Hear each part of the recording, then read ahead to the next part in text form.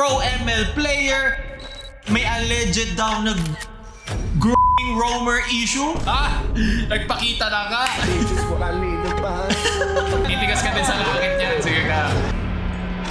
Wagwan! Kumusta mga cancer? Ako nga pala si Paolo at ngayon dadaanan daw natin ang mga matitigas na larawan sa internet kaya atin na agad simulan. Sobrang lamig ng panahon, mukhang gusto niya rin sumabay. Inggit pikit.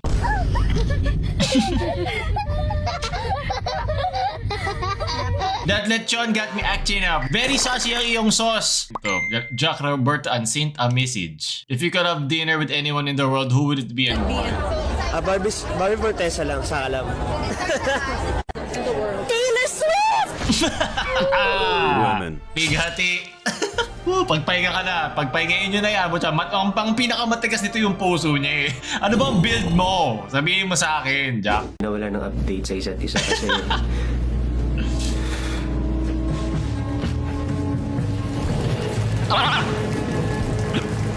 Hindi ito hinihingi ko. Nagpapapasta lang ako eh. Kala ko ba magpapapasta ka lang, sir? Ano ba?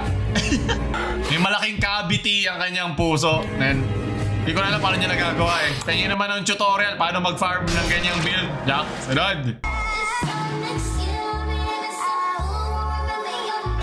Galing sa isang post na nagngangalang Alexa Reinhardt, sigurado din ang tunay na pangalan. Ating basahin, trigger warning group. My video got reported sa TikTok. Ayaw ko na sana i-bring up yung topic since 2021 pa. Then yung realization after having conversation with ate Iska Ella gave me confidence to voice this out. 16 years old pa lang ako that time and he's asking me things like that. Plus he asked me to have a day with him at Tagaytay. I thought it'll be at Sky Ranch since uso yun before.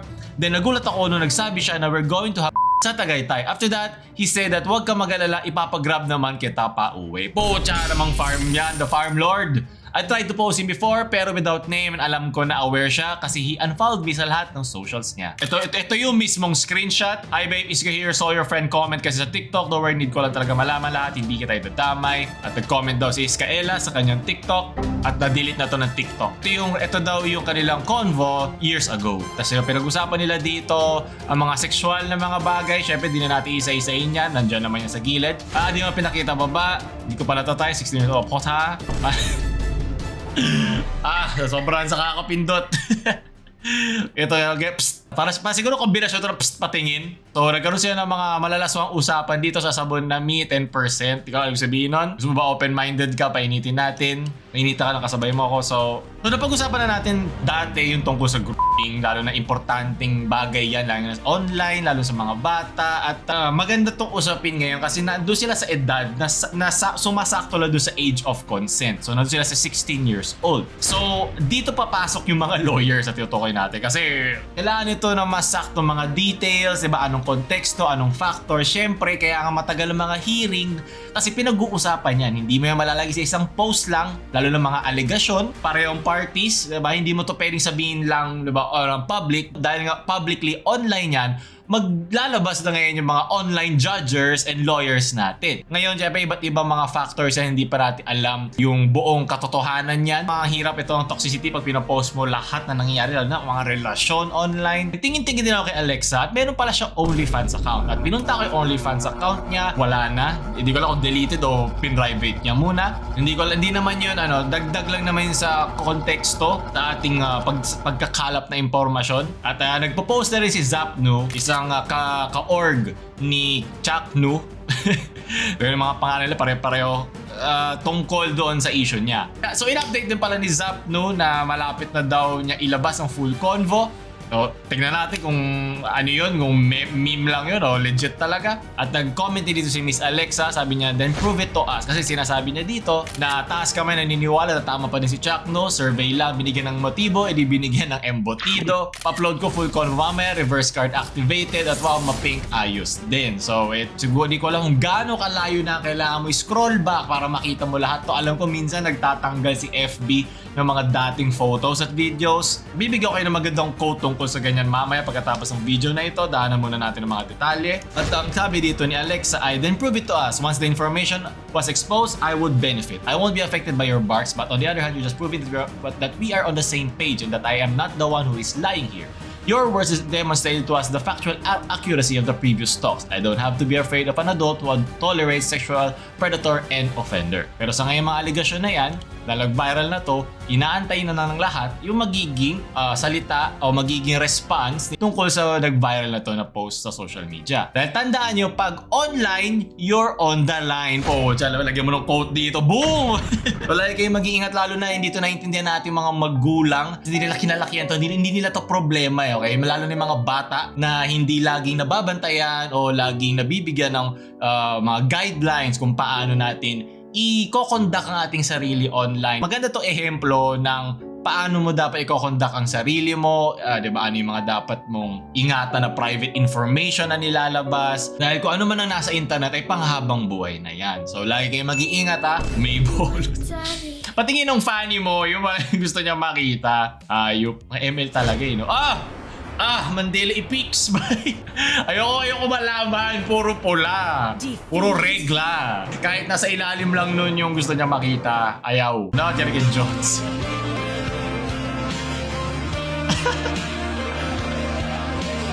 Naalala ko na namin Happy Father's Day. Yung na, kung makalimutan nyo. Alexi! To Dexy. Nagpakita na ka. Nice. So, kung buksan ng bintanang yan, mahalimuyak na bintana. Ganod. Okay, ito dapat. Ito na lang dapat tinatanong nyo eh. Pero baka tinanong nyo doon tapos umabot na siya doon sa panty levels ng tanong. Kinain na ba ang panty na yan ha? Sarap ba yan? Okay, makapit tayo ng Disney. Ako tataka din eh. Kailan nasa feed ko. Nakikita ko mga pustingin. Halim sabihin. Doon pala galing. Diba? Isa ba itong One Piece reference? Tsaka kasi mapapanood na ako ng One Piece dahil sa'yo eh. Nga pala, no? Alam kay Aura. Kailan lang. Si Wally hindi yan mamamatay. Habang buhay yan nandyan sa ilalim. Kasama rin niya yung submarine yan. Oh my God, may paiblo yung puwet. Oo. Wala ka mataguan. Ano yan? Ha? Muntikan ka pang hindi mo mahanap eh, no? Naghanap pa siya ng ibang lane eh. Hayop ka. Sunod. Maling lane check yan, Lods. Ito. Gusto ko malaman talaga anong field. Oh, gugupitin ng... Easy. Uy, bakit gano'n? Jojoan. Ano naman? Bawal magselos. Bakit bawal magselos? Kasi Sino nagsabi hindi? physically, ka ba sa akin? mukha siyang Prince Charming. Diba? Naman! Though, hindi kami parehas. Early game pa lang eh. Ayaw pa akong tulungan mag-farm. Ano ba? Napadrop naman ng farm tutorial oh. Para makahabol ako. William Pasig. Yes, thank you so much. Thank you. Maybe just what I need to bust. Remember just me when I need to bust. So I'm busting. Yeah, I'm busting. I'm about to give that jacket! I'm about to give that jacket, man. Aling, Jumong Igo. Ano, sino mauna sa atin? Aura versus Chapno. Sino mas malakas? Ayun na talaga. Ayop kayo. Sunod. Ember, mag-berserk na siya sa Silus. Pagod na siya mag-Silus. Jack Berserk. Galing kay Dragon Fruit. Now I am become death, the destroyer of worlds. Nice. Alam mo, natuturuan na ako sa mga convoy, okay? Pag na kayo mag-send ng mga ganitong memes, ayoko na sa mga screenshot. Hi, sa late reply, nag-chess. Uy, marunong ko pala mag-chess. Muntik na mawala queen ko. Go, buti nakita. Si Iskaela lang dapat yan. Dapat yun lang. Dapat focus lang tayo. Chaklo. Sunod. Sampay. Ito dapat yung ginawa doon. Sampay yan. Bad ka, ha? Pero mga aligasyon pa lang yun. Wala pa nagsasabi tungkol dito. Shout out daw kay Sue Buko Timo from Dubai. Hello, Sue Buko Timo. Salamat sa shoutout. Sampay dito. Sunod. Jesus Christ! Oh! Papagkapit ko! Nako po, yan na nga. Titigas ka din sa langit niyan. Sige ka. Sige, amen!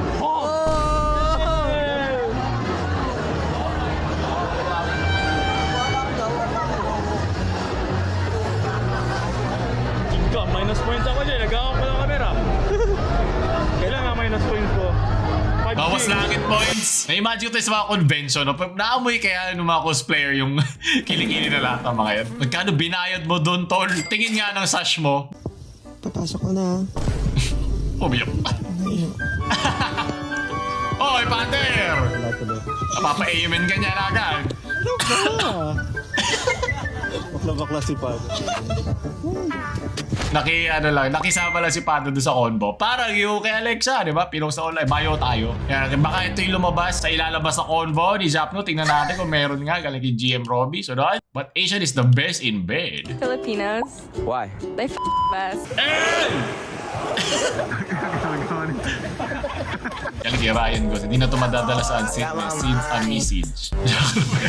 Putok mo na lahat yan, Jack. Di mo alam, baka iba na putokan. So, no? Galing kay Happy Life. What's up, madlang people? Oh! Salamat. Mahilig ako magtsako. Tsako kasi! Tsako! Tola to. Tutulog kami kasi yung katabi ko, biglang nagtsako. Ang ganda ng resolution para ako nanonood sa 3210 na colored. So, galing kay Society X. Nakita nyo ba sa Twitter, di ba? X na ang tawag. So, lahat mga videos ay upload mo sa Twitter. X videos na rin ang tawag.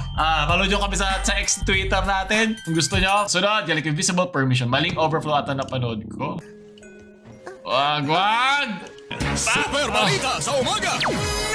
Mainit-init pa nga ang balita. Hayop ka. May pananakit. Unpublished mo na to, Jack Roberto po. Silang dalawa na lang. Kayong dalawa na lang magmahalan. Hindi na makapili si Barbie niyan. Sunod, napaka-innocent eh. Ang galing na Ed.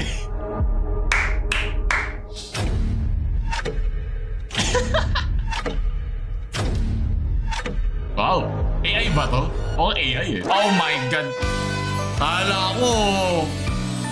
Kala ko si Chuck. Ba't ilalabas mo yan?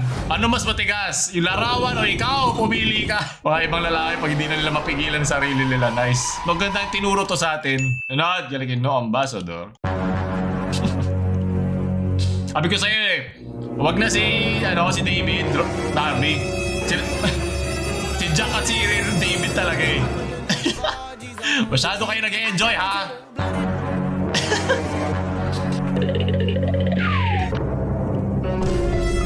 Yung music, tol. Sobrang tropa time na yan, ha? Ay, naku, tumukan na ka. Sobrang sa tropa time na yan. Iba ang natusok. Sa Voltes 5. Kado na ako nag-overthink. Yeah, parang si Sky na lang. Diba, nag-overthink din siya dyan. Sunod, galing kay Papa Vet. Puro ka jabol. Magbasa ka naman ng Bible. Amen. Hayop kayo talaga. Kulang kayo sa dasal lahat. At pahuli bold.